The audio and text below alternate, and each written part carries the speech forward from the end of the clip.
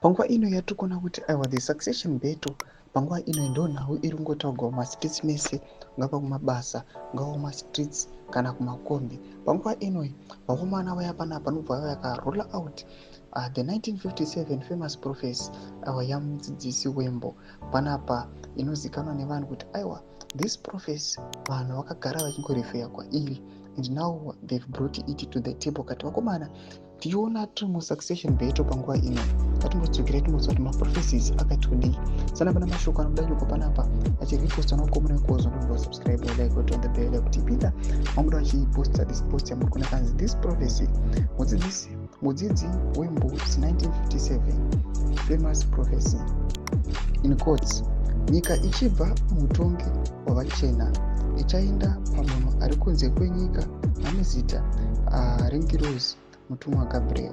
Gabriel achatonga kwenguva refu kwazvo asi achazobviswa po nesimba regidi. Gabriel achibva pachazouya mumwe mutongi achatonga kwenguva pfupi icharwadza vazhinji zvikuru kwazvo. Achazobva pachiiswa mutongi wechidiki chaizvo asati ambozvarwa achatonga agutsa ruzhinji. This prophecy was made to Joshua Ngomo and Zimbabwe nationalist who visited Mazibaba Wimbo Sigora Shrine on 12 July 1957.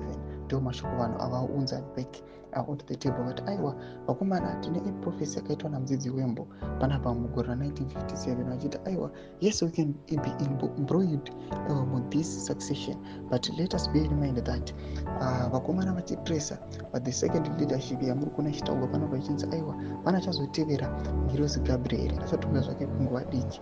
Vanhu vanofanira kuriva rest assured kuti aiwa vakuru ava vachatonga kwenguva diki kuzopinda wechidiki aiwa asati ambozvarwa zvake. Mbudise mafungiro enyu notudi pamusoro pe-this prophecy. Vanhu vakangotarisira kuti aiwa let it be fulfilled.